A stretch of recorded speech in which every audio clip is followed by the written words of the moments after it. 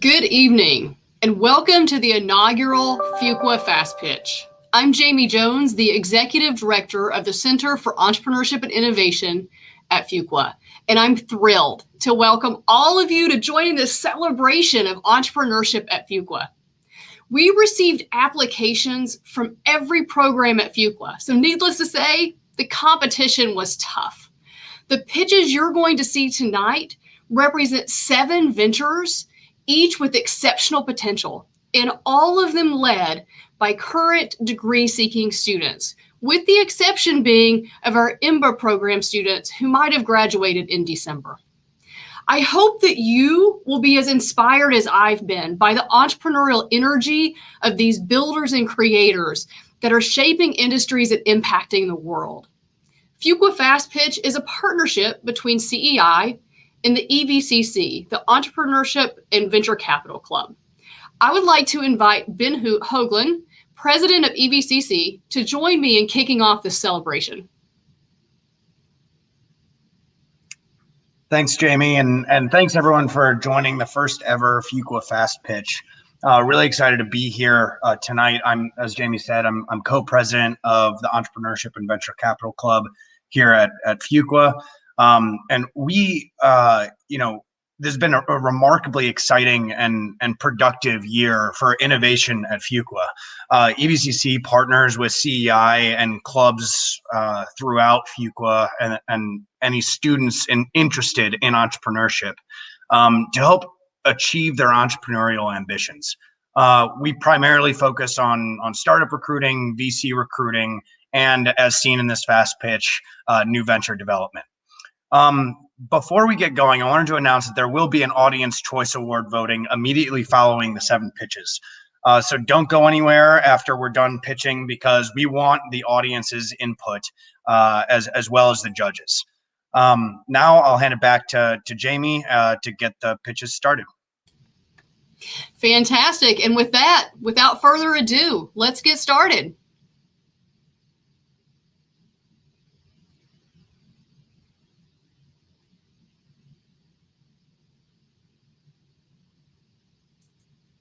Hello, Fuqua. I'm Mehek, co-founder and CEO of Arctic Analytics, and we are changing the world by democratizing data science for mid-sized retailers. So I'm going to tell you a personal story of Jeff, a close friend who saw his wine business almost completely disappear during the past year. As we saw during COVID-19, more than 78% of SMBs saw a negative impact on their business. This is truly a life or death situation for mid-sized retailers, and it is critical for them to compete in this new world. So let's take a look at Jeff. He runs a $2 million wine shop in the heart of Napa Valley, and it has been completely crushed with trying to grow his business. Like I said, this isn't a Jeff or a COVID problem. We've seen this throughout history with multiple SMBs. Events such as the Great Recession, the dot-com boom, COVID-19, all have showed us that SMBs struggle during these events. The problem for Jeff was the shelves were full because no one was buying. So what do we do? What do we do at Arctic? We provide Jeff with great insights that help him recommend better wines for people and help them to buy more. How do we do it, you ask? We truly understand data, and ultimately, we know consumer behavior as well as algorithms the best, and we can identify cross-selling opportunities. The result? Jeff's sales are growing 2 to 3x in just 3 quarters. He simply doesn't have the time, the money, or the expertise to unlock the power of his data. And so we've learned that beyond Jeff, we've talked to 150 different customers from various retailers, and we found that this is the exact same problem that they're facing. And this is where Arctic and our platform, our proprietary algorithms, really add value. We were able to, for a customer in Durham, we were able to look at them, talk to them, and our insights were able to save them 10% in their production process. So what is the problem itself? The problem with managing retail business is simple. Number 1, data overload. You have data coming at you from every single angle, whether it's Facebook to Shopify to internal point of sales. Number 2, it's time consuming and costly. Jeff simply doesn't have the capital or time to dive into customer behavior and operations on a day-to-day basis. And then lastly, there's huge technical barriers. Jeff can't afford a data scientist or a data science team like other enterprise customers can, and he doesn't know what to do. We at Arctic know this problem better than anyone else. Just last summer at Amazon, I personally felt this pain point. I compiled data from 37 different sources, and in doing so in real time, I built 3 processing and data cleaning algorithms, and then multiple custom machine learning scripts. We found out that this issue was pervasive at firms such as Goldman Sachs, P&G, but we're destined to bring this solution to Jeff and his colleagues in the world. This really inspired us to create Arctic. Arctic is a place where you never have to worry about integrating those data from 37 different data sources. It's a place where you can understand churn modeling, market basket analysis, and even price risk clustering in an easy manner. Arctic is where retailers can learn from these models of what customers value, and then ultimately have these intuitive models to scale their business. What brings our team together is the fundamental belief that data analytics and the impact it has on cutting costs and scaling businesses isn't something that should be reserved just for big business. It's something that should be easy to use and available for everyone. So that's what Arctic's special sauce is. Arctic is an easy to use platform that hopes to enable these mid-sized retailers to integrate, understand, learn, and then scale. So as a use case, we'll walk through an example of consumers of Zinfandel wines. We looked at data of 30,000 purchasing transactions, and we want to identify, based on those consumers that value this wine, what would they prefer and what would they avoid? Ultimately, this information provides retailers the information on marketing as well as slotting of products, and it helps to create a better buying experience for the consumer. Also, it can help generate additional revenue and then segment your customers. And so this is what it kind of shows. We also have predictions of customers' likelihood to purchase based on the Zinfandel wine. So you ask, how big is the market itself? So the TAM is $126 billion. The SAM for the retail market is $51 billion. And then assuming a conservative 5% market penetration, it's $2.5 billion for the sum. Similarly, with the bottom-up analysis, we were able to get $136 million in terms of revenue projections for 2025. Looking at this in terms of a competitor as well as a feature comparison, Arctic Analytics we decided to look at Tableau and Looker, such as other BI tools, as well as new tools that are emerging, such as RapidMiner. We're specifically designed for the retailer. We know the nuances that Jeff faces, and that's what we custom designed our platform for. We have these data science algorithms that are from customer churn to market basket analysis. We're more customized. And then on top of it, we have created a platform that is able to extract insights from multiple data sources, one that is very unique than any others you'd see in the industry. So why us?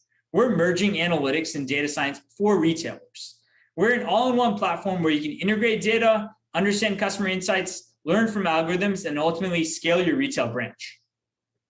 In terms of our pricing model, we have entry, professional, business, and custom, as shown in the slide. And then for our final financial projections, we believe that we can achieve $1.5 million in ARR by 2022. And then by 2023, we can see a 46% uptick. We believe that EBIT margins would be around 16%. And then in terms of our overall plan, looking at short-term, medium-term, and long-term, right now we're in talks with Jeff as well as 7 other customers for beta testing. We believe that we can onboard these customers and have our payment system integrated by the end of the year. And then in terms of 2022, we believe that we will onboard 45 additional customers. And by 2024, we can achieve $12.5 million in revenue. So looking at our team, this is us, myself, Gordon, and Andre. We are the Arctic team. We're excited about solving this problem for Jeff. So please join us on this journey to democratize data science for Jeff, changing the landscape as we best see fit. Thank you so much for your time. And please let me know if you have any questions. I really appreciate you taking the time today. Thanks. Bye, guys. Hello, I'm Mario Salazar, and I'm the founder of Attain Foods. Our mission is to help people attain their goals on the keto diet by providing low-carb versions of high-carb favorites. Before I talk about that, though, let me tell you a little bit about me. Several years ago, I was working as a consultant. late nights at the office coupled with unhealthy meals on the go at airports and in corporate boardrooms had me in the worst shape of my life. I was overweight, pre-diabetic, and had high blood pressure. I knew things had to change. So I turned to the keto diet, and within 10 months, I lost nearly 80 pounds. And I found out that I wasn't alone. In America today, about 2/3 of people are obese or overweight. This causes a strain on our productivity, on our quality of life, and on our healthcare system. But there is hope on the horizon. Studies have shown that the keto diet is a great way to lose weight. Many of those studies were done right here at Duke Medical School. That's why keto is the most popular diet in America today. Currently, there are about 25 million people trying a keto or low carb diet. However, unfortunately, many of these people will fail. And that's because keto in and of itself is a pain point. To succeed on keto, you have to keep your carbs at under 30 grams a day, which means no bread, no pasta, no rice, no cereal. But to me, perhaps the biggest sacrifice of all was pizza. You can't eat pizza on keto, and I was willing to live in a world without pizza. So I spent countless hours in my kitchen trying to come up with the perfect keto pizza recipe. And I did. Problem was, it took over an hour to make it each time. So I looked outside, tried to buy it. It simply didn't exist in stores. And that's when this company was born. And our first product is the Keto Pizza by Attain Foods. The crust is made from keto dough, a delicious blend of chicken, Parmesan, and eggs. We have 3 different flavors available: barbecue chicken, pepperoni, and supreme, each of which are super low in carbs, super high in protein, but low in calories too. And these numbers are better than the alternatives that exist on the market today, which are either higher in carbs, lower in protein, and sometimes higher in calories as well. But it's not just about these numbers. Look on the left. Our pizzas are 2 to 2.5 inches bigger than other keto pizzas on the market. Most importantly, however, because of the trade secret way that we prepare our dough, the result is an airy crust. It's a crust that's much more bread-like and resembles real pizza much more than our competitors do. And that's clear in this picture. But you don't have to take my word for how good our pizzas are. We have an NPS score of 95 from paying customers who have told us over and over again how much they love our pizza. One gentleman went as far as to tell me that it was world-changing. So it's been a great pleasure getting our pizza in front of people that are trying to go low carb. And you know what? That population is growing. The keto market is expected to grow at over a 5% annual growth rate, making it a $15 billion market, or nearly $15 billion market by 2027, based on studies and forecasts that were done before COVID-19. Before COVID closed our gyms, forced people to sit behind Zoom calls like we are right now and be sedentary, we can only expect these numbers to be even higher because of the pandemic. And you don't need a study to tell you that it's a growing category. Walk into any store and you'll see keto ice creams and baking mixes and chocolate bars and the like.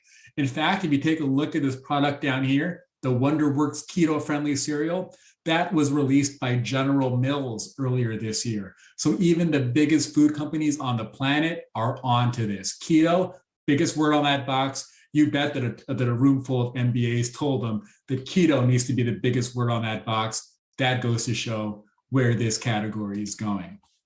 Right now, we're looking at 3 different revenue streams. Here locally in DC, we've launched in several restaurants where we present our dough as a keto option for pizza. We're also direct to consumer, where we've sold over 300 units on our Shopify site. And we're launching in grocery stores here next month at Union Kitchen. All of our revenue streams have over 30% margins, which is fantastic given the fact that we've yet to really scale. Our traction has been awesome too. Last October, we were admitted to the Union Kitchen Food Accelerator Program, one of the top food incubators in the country.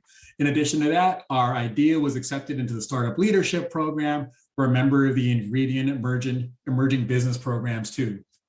In addition to that, we have developed and cultivated meaningful strategic partnerships that we think we can replicate at a national level with local gyms and restaurants and local keto, low-carb food groups where members time and time again have posted about how much they like our pizza. Word of mouth has been a huge vehicle for sales in that department. Our progress to date is as follows. Back in October, we were admitted to the Union Kitchen Accelerator, spent the next several months doing R&D, trying to land on that perfect recipe and manufacturing process. Last January, or this past January, we began our product testing, got about 36 units out to folks where we had an NPS score of 100. We launched in restaurants in February. We began our strategic partnerships in March. We're launching in additional grocery stores and food locations this month in a couple of weeks here. And we're pitching Giant on Friday. By the time you all watch this, that would have already happened, but hopefully that went great.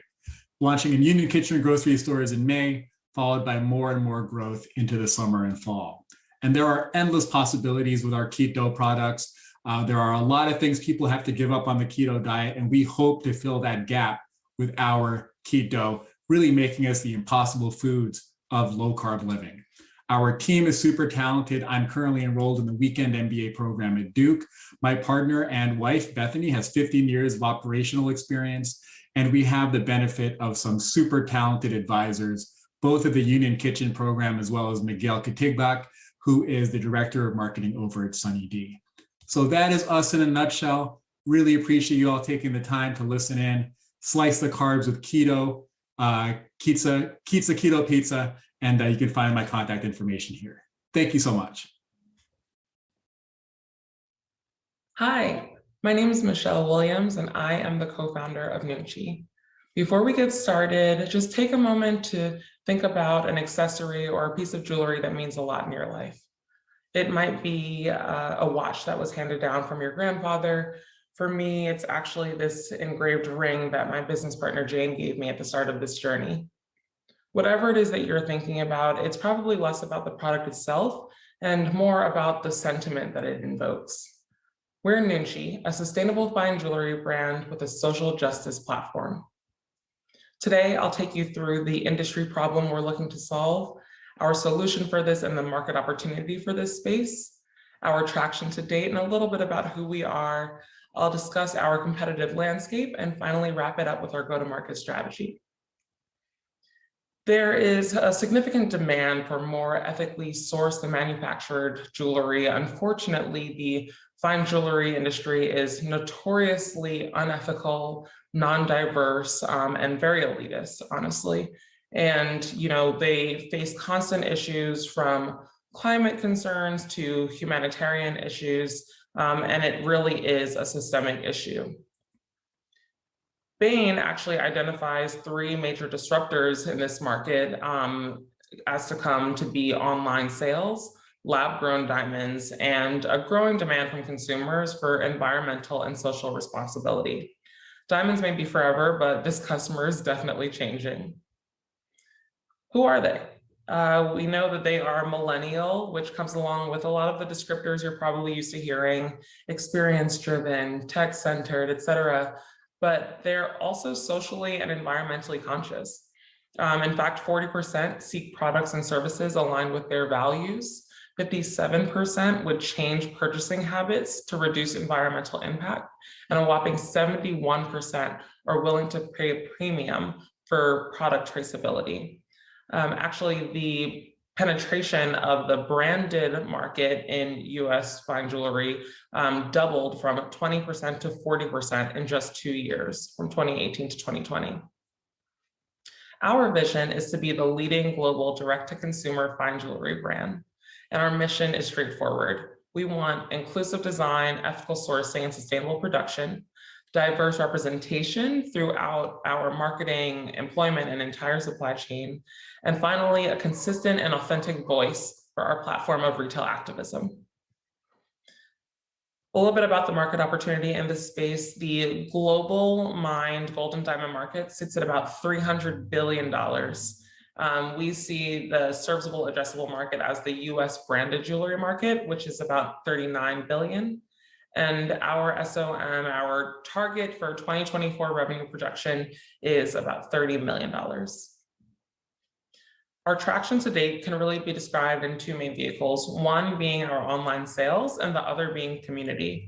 We've gone from back of the napkin concept to full-fledged online retailer in less than 5 months, hitting profitability at month 3. We started off curating products from manufacturers that were hit hard by the pandemic. And since then, we've launched over 200 SKUs. We've built up a repeat customer base. We've also launched 2 retail activism campaigns to support these awesome nonprofits, the Bail Project and GoSo. A little bit about our team behind the curtain. My partner, Jane, thanks to her 8-decade-long career in the fine jewelry industry on the design and wholesale side, we've been able to work directly with the factories and manufacturers to these accredited companies that work with very top tier customers. And we've been able to work with them at significantly lower MOQs than most of their larger retail customers. When Jane first started at Lynn Bond, she was actually the first employee. And over 8 years, she grew the assortment, which started at about 12 items, to be a brand that was placed on celebrities like Beyonce, Madonna, Rihanna, just to name a few. I've spent the bulk of my career on the retail and tech side in buying and product development. I've managed brands such as Keds and Martha Stewart, and I've also worked on some of the biggest retail technology rollouts in the industry. And I can't leave this page without hitting on our awesome advisors. They just bring such a wealth of knowledge, expertise, and industry connections that really complement our business model. We see our 3 key competitors as Mejuri, Catbird, and Brilliant Earth. Across our pillars of a fashion-forward assortment, social justice platform, and sustainable fine jewelry components like recycled gold and lab-grown diamonds, we are the only brand that consistently checks the mark across the board. A little bit about our 4-year revenue projection, getting us to that $30 million number. We see this coming along with a significant investment in sales and marketing, and I'll take you through our go-to-market that supports that strategy. But this is the key place that we are looking to raise funding for.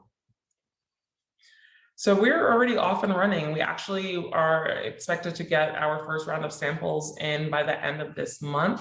And officially move forward with a media rollout and our first pre-sale for the fine jewelry in June. That will build up to this inclusive influencer campaign that I'll tell you about in just a minute, and take us to our official full launch in September. And shortly after that, we're definitely going to want to ramp up for the holidays around November. It is a very key time frame for the jewelry market, as you can imagine. So a little bit about our campaign strategy. What we wear is so much more than where we're buying it from. It's about the communities we're supporting, the businesses and their ethics, and really contributing to this society. And so instead of the normal strategy of working with the beauty guru or the fashionista, we want to work with real inclusive influencers with social justice platforms and work with them to create product that supports and highlights the issues that they and their followers care most about. Now, Jane and I don't just know how to sell to and create for this customer because of our backgrounds. We know how to do it because we are her. So hopefully you've heard something today that has piqued your interest. I encourage you to stay in touch and please let us know if you have any questions. Thanks so much. Hi, my name is Patrick Pearson-Pra, the CEO of Redmore, a company with a mission to give financial freedom to families and individuals so that they can have better livelihoods. Talking about the problem that Redmore is solving, tenants pay 1 to 3 years worth of rent upfront. Yes, and I know this will be crazy to you, unless you live in some West African countries, like Ama, who lives in Accra, completed a college degree, found a place that you want to stay, but the landlord is taking 1 year upfront before she can move in. Meet the landlord. he has been stuck with this vacant apartment for 6 good months because renters can barely afford the entire lease upfront. But 92% of landlords do not take monthly rent too. And this problem leads to a lot of mental and emotional stress, as described by one lady that, look, it gives her stressful thoughts, gives her headache, and really makes her sick. And I can relate. After college, my landlord asked for 2.5 years of rent upfront before I could move into the house. So what is the cause of this problem? Lack of trust is a major cause of the problem. We did a research, and lack of trust is the biggest reason landlords do not take monthly rent. About 78% said they do not trust the tenant to pay monthly, or they do not have ways of collecting those monthly rent payments. And that is where Venmo comes in. What is Venmo?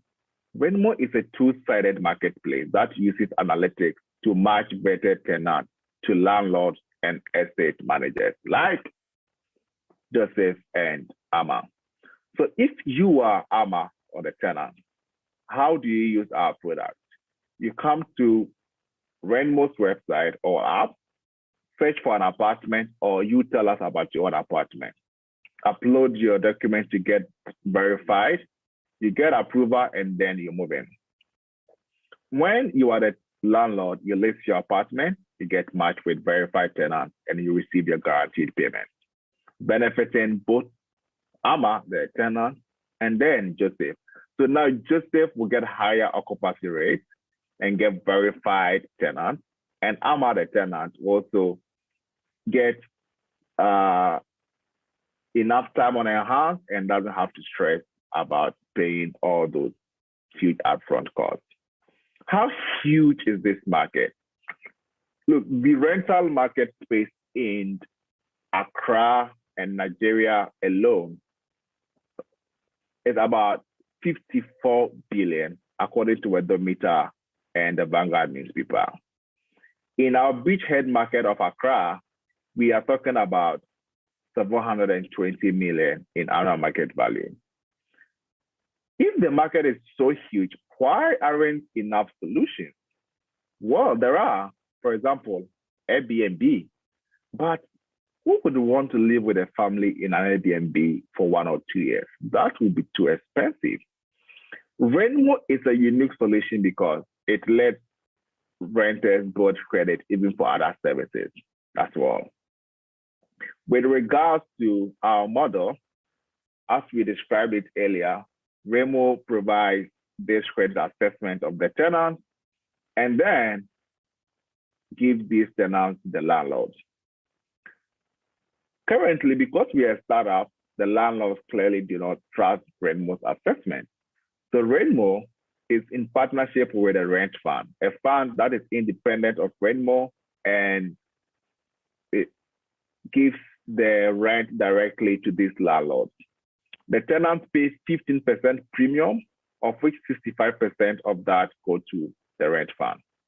The 15% is better than the current interest rate that even people will get from borrowing from a bank, which is around 21 to 25%, or even microcredits, which is around 60 to 80%. In terms of what Venmo gets, we get 5.25% or 15% for the first and last month rent. What makes our model unique is that we acquire these customers at zero cost, but they have lifetime value of about 630. Even with just the rent fund, Venmo is getting about 900,000 in revenue in 3 years. So if there are other funds that are raised to pay this rent, or if landlords begin to trust Venmo's assessment and take monthly rent payments, then these revenues could actually be higher. We have chalked some few successes. Key amongst them are, we have about 200 plus renters on our wait list and 6 beta paying customers. In terms of how we acquire these customers, we use social media and peer referral. However, we are moving towards the employer verified program, where in partnership with employers, we onboard their employees This will reduce our risk drastically and also help employers to offer the necessary help to their employees in terms of renting a home. Meet our first beta customer, Debbie. This is what she has to say. I have been paying monthly with Renmo, which has allowed me to invest in my master's degree. The process was simple and fast, and I pay my rent directly from my phone. I'm looking forward to paying for other things monthly via Renmo. Yeah, we got you, Debbie. Renmo goes beyond monthly rent payments. So tenants in Ghana and Nigeria rent and pay monthly in now, which is where we are. But the second phase of Renmo is you can buy other things and pay later. And also our platform will serve as a SaaS for other landlords to manage their properties. In the long term, we hope to build a credit system for West African countries. So to recap, there is no trust between landlords and tenants. So tenants are required to pay 1 to 3 years worth of rent upfront. Hence, both parties want a system to make renting easier. And that is where Renmo comes in with its customized credit assessment. We have the team because between us, we have about 16 years of West African experience, ranging from risk management to strategy implementation to software development. We are currently raising $400,000 in our pre-seed capital. Why wouldn't you join us in this mission to provide financial freedom to millions of people in this largely untapped high growth market? Thank you. Hi, everyone. Thank you very much for joining us today. We are RISKS, which stands for Rating Injectables Supply Chain Sustainability. COVID-19 has shown a light on the fragility of the US pharmaceutical supply chain. When you go to a hospital, you expect that a life-saving or life-sustaining drug that you need is going to be available, but that just simply isn't a given. And unfortunately, this hasn't been a problem just for the last year. It's really been a decade or longer where drug shortages have been prevalent and have been negatively impacting patients. And ultimately, hospitals, health systems, and other purchasers of these drugs need the ability to identify suppliers that have resilient supply chains and to buy from and purchase, contract with those suppliers to prevent drug shortages. Our team has extensive experience within the pharmaceutical manufacturing industry. Todd Young and I worked at Hospira and Pfizer in a variety of leadership roles, and that experience inspired us to found RISKS. We also have Vishnu Tiwari on our team, who has some great background in information technology development and software design, and he's been phenomenal in leading our portal development and launch, which he'll speak to here in a few minutes. I talked to the intense patient impact from shortages, but there also is an enormous financial loss. Vizient, which is the largest group purchasing organization in the US and represents about 50% of US hospitals, released a report recently that indicates the cost of additional labor spend alone for managing drug shortages is over $350 million per year. This doesn't take into account other costs like delayed procedures and having to source alternative sources of therapy at potentially higher prices. So the real cost of drug shortages is well in excess of this $350 million. So what is RISKS? Our mission is to prevent drug shortages by promoting healthy, sustainable supply chain practices. We have created a standard for which supply chains of these medications can be rated, and thus other stakeholders, specifically purchasers, can get a glimpse into the strength of these supply chains when making their contracting and purchasing decisions. How did we arrive at the solution to this problem? We first looked at other industries outside of pharmaceuticals that had found similar solutions to similar problems. That led us to LEAD, which stands for Leadership in Energy and Environmental Design, who launched a rating system focused on the green revolution in new building construction and have been hugely successful in that space. We took those learnings from the LEAD model and applied them to the pharmaceutical market by focusing on 3 key score categories in a strong supply chain: raw materials, fill finish, inventory practices. The confidential internal supply chain data submitted to us by manufacturers in each of these categories allows us to use our algorithm to create our ratings of anything from certified to platinum. Those ratings in turn allow us to easily communicate the relative strength of those supply chains to the market at large, while keeping the confidential information submitted by manufacturers confidential. And the risk ratings framework has been informed by our phenomenal advisory panel that includes stakeholders from a wide-ranging spectrum of different groups, including health systems. We have pharmacy representation from the Duke University Health System on our panel. We also have multiple GPOs, or group purchasing organizations. GPOs contract on behalf of health systems and aggregate demand from health systems in contracting with drug manufacturers. And ultimately, GPO decisions are hugely influential in determining which products end up being used at the hospital level. And the GPOs on our panel represent about 75% of US hospitals. We also have 4 of the largest manufacturers in the US on our panel. These manufacturers primarily produce injectable products and have been incredibly supportive and influential in getting us to where we are today with our rating system.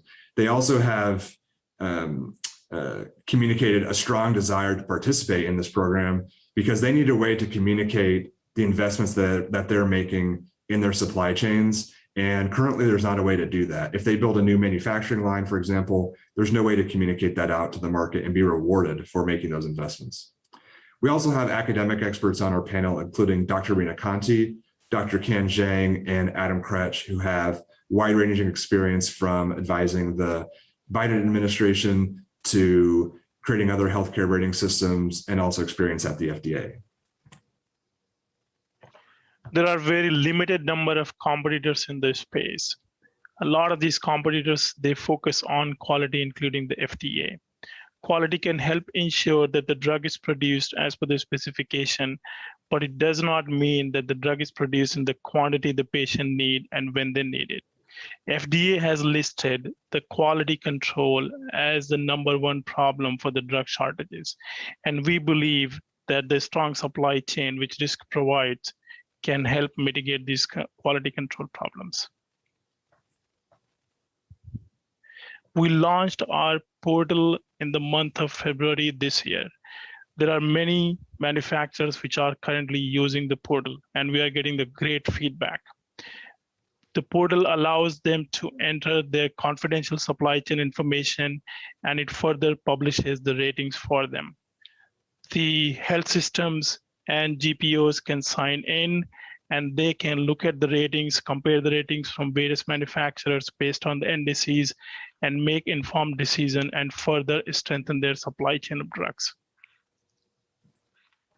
And we have a lot to accomplish over the next couple of years. As Vishnu just mentioned, we just launched our portal, and we're currently, for a proof of concept, rating about 12 products. But later this year, we need to raise a funding round and shift to our subscription model to bring in revenue and be able to fund our expansion to increase our level of products. For example, in the first half of next year, we plan to rate about 200 products and then to expand to 1,000 products or more after that.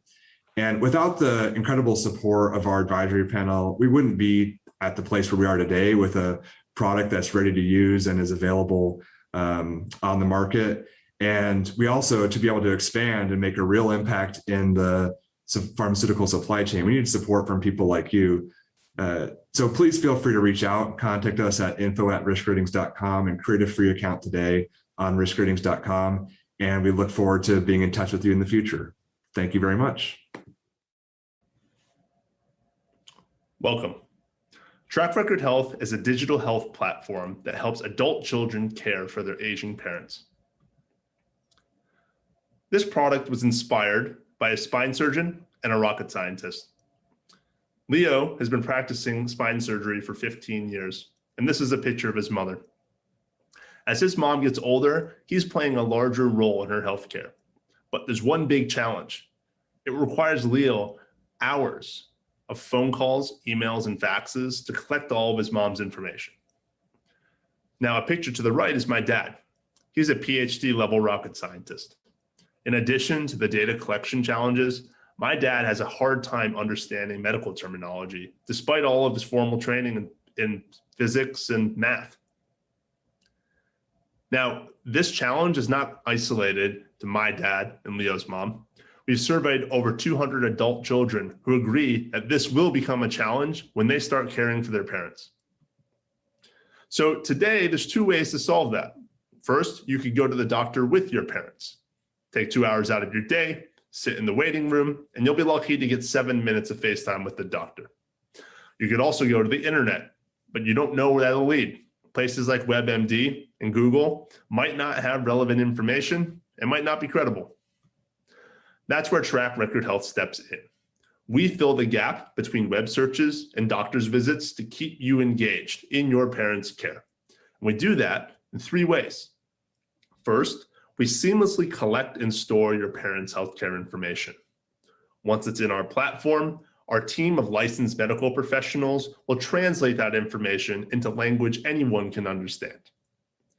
Lastly, we give you the ability to share that information with family, loved ones, providers, in addition to giving you access to our online community where you can talk to and collaborate with others. So let's look at an example.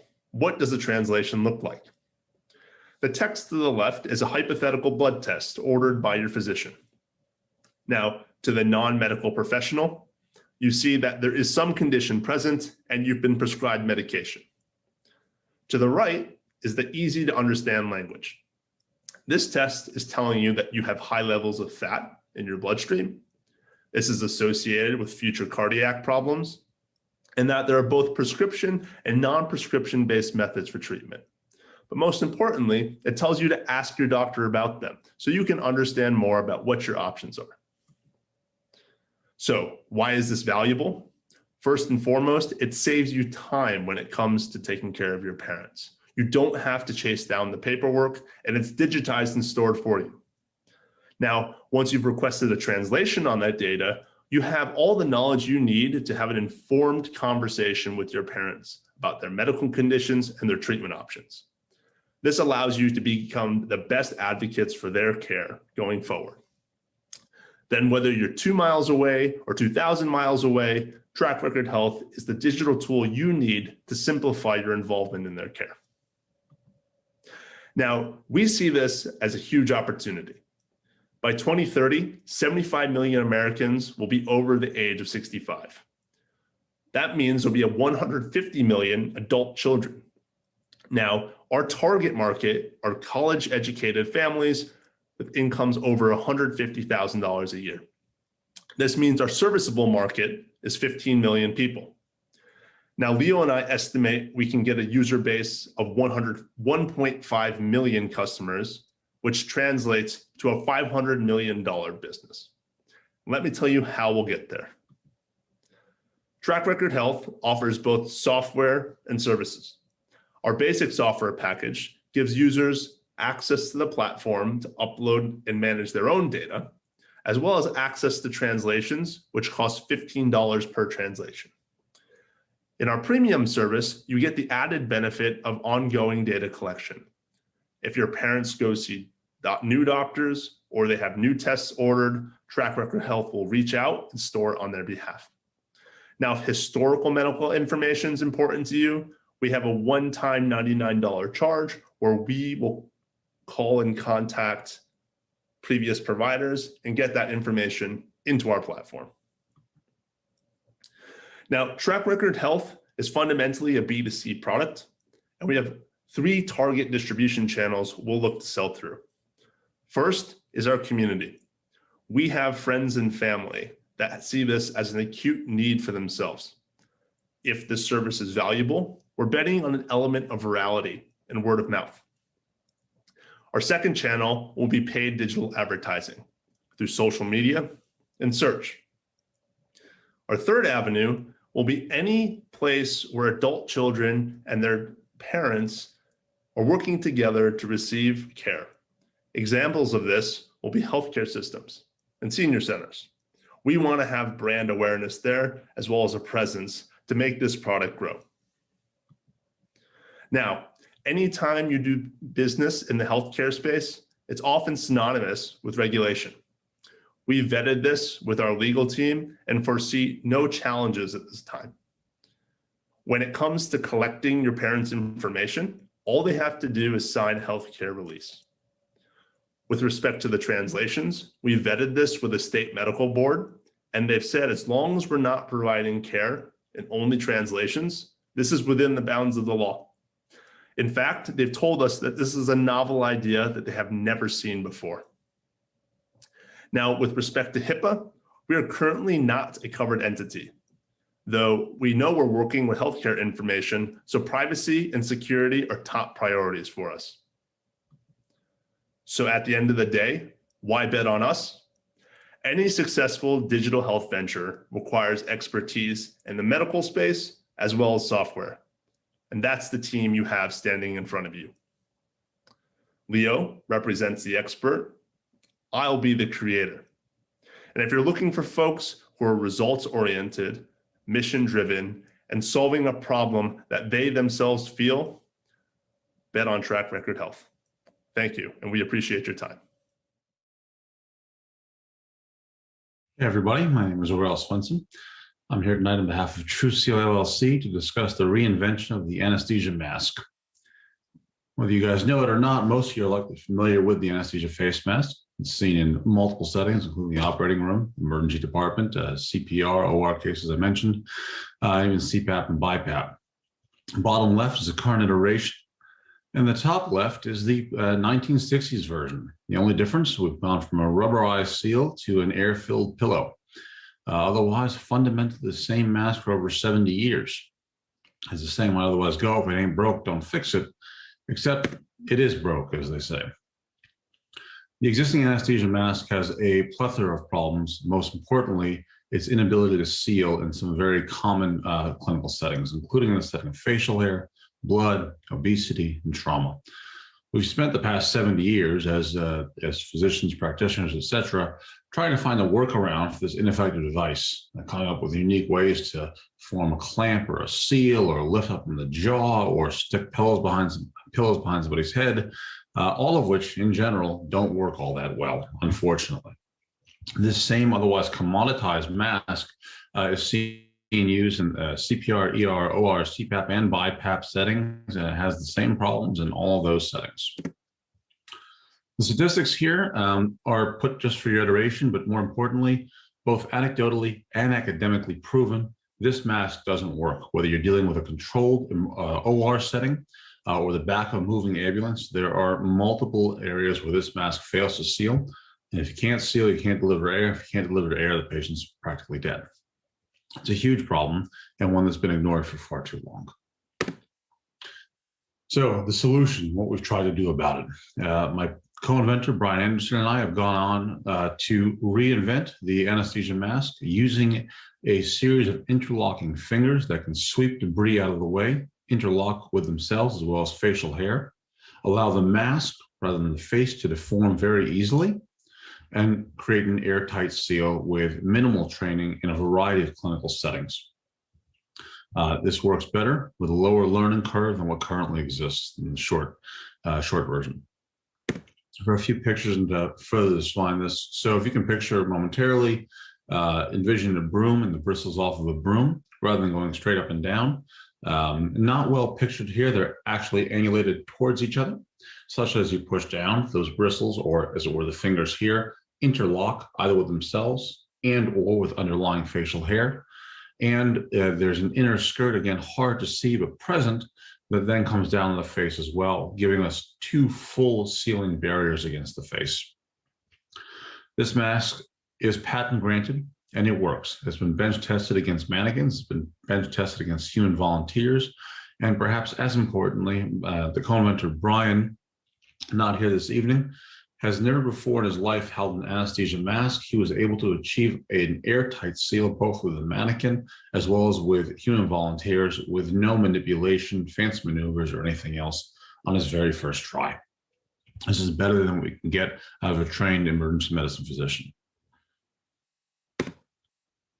Our progress thus far, in short, so 2017, we filed for our patent, a Track 1 patent that has since been granted. The granted patent has been effectively bench tested. We have also filed for 8 divisional patents. They are patent pending. We did so in order to both capture a broader definition of our device, as well as allow for future iterations should they be needed. This is an FDA Class 1 device, which means that we don't technically need clinical data to go to market. And most recent developments have been that we've signed a joint research agreement with the U.S. military, particularly JSOC. We're waiting to hear back from them about potential collaboration opportunities. So if you're in agreement thus far that this is a problem worth solving and that we have a potential solution, the inevitable next question is, do we have a market worth targeting? And the answer is vehemently yes. 160 million surgical cases alone in the US every year, and that's probably a lowball number. $1.3 billion in anesthesia masks. 5 to 9% of all surgical cases are difficult to impossible to ventilate. This isn't even accounting for ER cases, CPR cases, CPAP, BiPAP, and other use cases.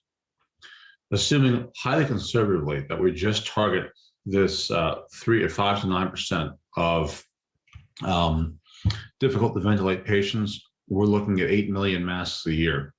At a 10% royalty rate, a licensing agreement, we'd be looking at $6.4 million annually. If we produce it ourselves at an average $8 a mask, we'll be looking at $64 million in gross revenues annually, probably starting around 2023. That said, we are primarily focusing on a licensing agreement. The financial projections, just a reiteration of what I was just saying before. And again, this 6.5 million is very conservative. It doesn't account for CPAP, CPR, BiPAP, military use cases, and a variety of other issues, other use cases that probably expand this market size. Perhaps just as importantly is that it is rather improbable that this device would be limited to use in difficult to ventilate only patients. And if it works as it is designed to work, our target market is probably much larger than these estimates suggest. Next steps overall for this year, additional mannequin testing, high fidelity mannequin testing, and then moving on to clinical studies, maybe. That is in part dependent on whether early conversations with licensing partners suggest the need for clinical studies or not. And that'll be towards the end of this year, along with the FDA notification of intent to license or intent to market. And entering 2022 will be the definitive decision of production ourselves or definitively entering a licensing agreement. Potential licensing partners are many, which is good for us, of course. At the moment, these are all producing commoditized products, so we represent an opportunity for them to vastly expand their market capture. They're all very active in the acquisition space. Medtronic alone, for instance, spent about $1 billion last year in med device acquisitions. And just to recap our team, so there's Brian Anderson, the co-inventor here, a biomedical engineer with extensive commercialization experience, including work with Fortune 500 companies and med device companies. And there's me, I'm an ER doctor, the co-inventor here, and I have some healthcare experience as well as healthcare admin and startup experience. Please feel free to reach out to either one of us at your discretion should you wish to speak to us, and we certainly hope to hear from you soon. Thank you.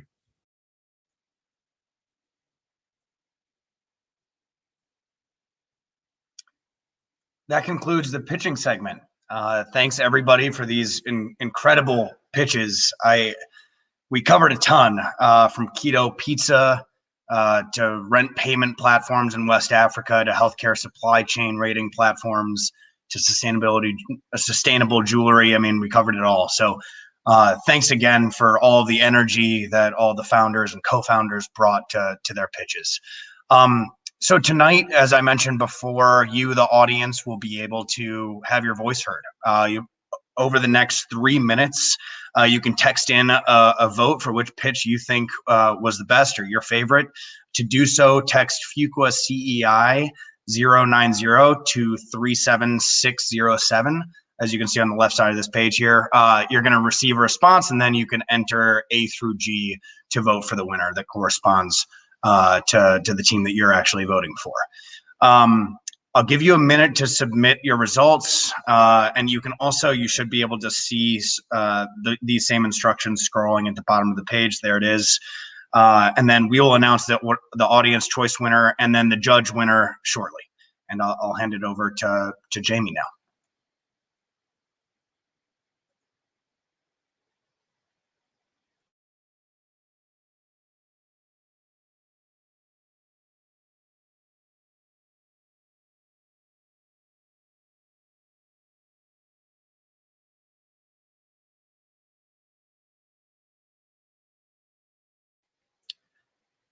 Jamie, I believe you're muted, by the way.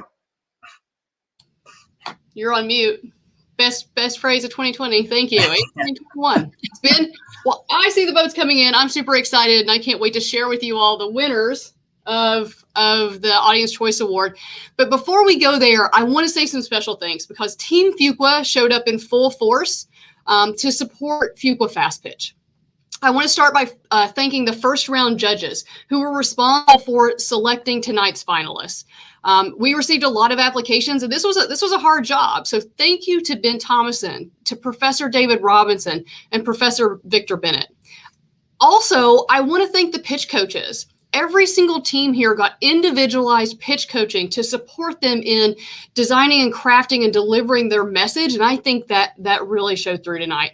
So thank you to Amy Linane, Professor Jeremy Petranka, Philip Graham, and Stefan Fusi.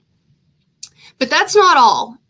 The group of judges that judge the final competition today really do represent a world-class group of entrepreneurs and investors. But best of all, they're Fuqua alumni. To me, this connection back to our alumni, back to supporting entrepreneurship at Fuqua, is the embodiment of the entrepreneurial community that we're building here at Fuqua. One that gives back, one that lifts up, and one that celebrates everyone.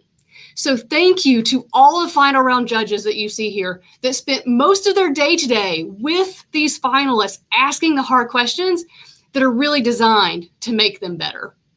And so with that, I'm going to close the voting, and Ben, I'm going to bring you back on the stage to make the announcement.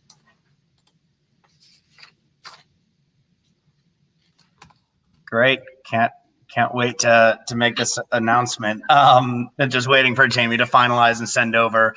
Okay, so the votes are in, and the winner is Nanchi. So congrats to Nanchi. You won the audience's hearts. Well done, and thanks everyone for participating and voting. Now I wanted to talk about the actual judging winner, and something a little unique came out of this. The judging session was so close that the judges actually decided to pool their money together and support a prize for the runner-up. So obviously this hasn't happened before because this is the first time we've done Fuqua Fast Pitch, but it has not happened before. But we're pleased to announce a $2K award and prize money to Attain Foods for second place. So congrats, Mario. Hey, thanks, Ben. How's everybody? Yeah, I would love to hear a little bit about your experience during Fuqua Fast Pitch and any advice you have for aspiring entrepreneurs. Yeah, I mean, Fast Pitch was awesome, and CEI and the Student Founder Program has just been super helpful for every step of the process. My coaches this past term, Fielding and Giles, and the team that I was with there were super supportive. Heard me talk about keto pizza way more than anyone should want to hear about it. My team as well at the business school, the manager, team number 2. So shout out to them. And really everyone at CEI, right? Jamie and Howie and Amy and Stefan and the entire crew over there has been super supportive of everything I've been doing this entire time. So just super thankful for Team Fuqua. It's been great. Thanks, Mario. Yeah, the CEI crew has been very helpful for everyone at Fuqua, and I'm hoping to try some of your pizzas pretty soon. They look delicious. Yeah, when I'm down there for sure. Yeah. And so now I think we're gonna be moving on to announcing the judge winner, and this is the grand finale, and so. The 2021 Fuqua Fast Pitch winner is Renmo. Congratulations, Renmo. Fellow Section 2 Patrick Pearson Pra is here, Section 2er. And I'd like, Patrick, I'd love to, and all of you guys would love to hear, what your experience has been pitching and any advice to future entrepreneurs at Fuqua. Yeah, thank you. For me, I think it's been very great. The CEI has been awesome with this program. I still remember where Remo was just about 3 or 4 months ago and where Remo is now. I think without the help of C, I wouldn't have been here. And then the other thing too is with regards to the patient, yeah, a lot of practice and and all that. But the most important thing is that it's good to really have an awesome team. If you look at the team we have here, like really great people who are passionate about the problem you're solving. And I think that really helps a lot. And that is the reason why Remo has been able to come this far. And we're excited that we won this competition, the maiden edition. And we look forward to really having great things in the future as well. Yeah, thanks again, everybody. That was an incredible pitch, and I think what's great about it is taking, technology and ideas from the U.S. and from North America and applying that knowledge base and your own local knowledge, Patrick, to a problem in West Africa. So, congrats again. That was a great pitch, and appreciate the time. And wanted to open it up if anyone else wants to say anything to your peers who are considering starting a new venture or anything like that. I think we have a couple, 30 seconds here or so. And if not, no worries. Well, thanks again. Go ahead, Eric. I was just going to quickly congratulate Michelle and Nunchi, as well as Attain Foods and Mario. Well done. And to all the finalists as well. Every single pitch I watched was fantastic. And I'm really excited for the future of entrepreneurship at Fuqua and beyond for sure. We are too. And yeah, everyone did a fantastic job. So congrats again on the win. And I'll pass it back to Jamie to conclude and provide closing remarks.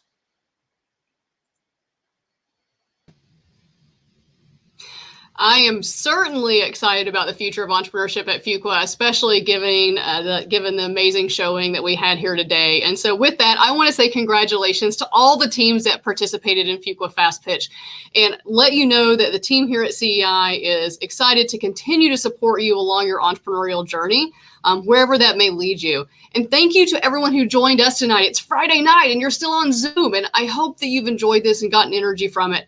And most importantly, I hope that all of you out there focus your energy and your passion and your time to make a dent in the universe. And so with that, this is the CEI crew signing off. Thank you.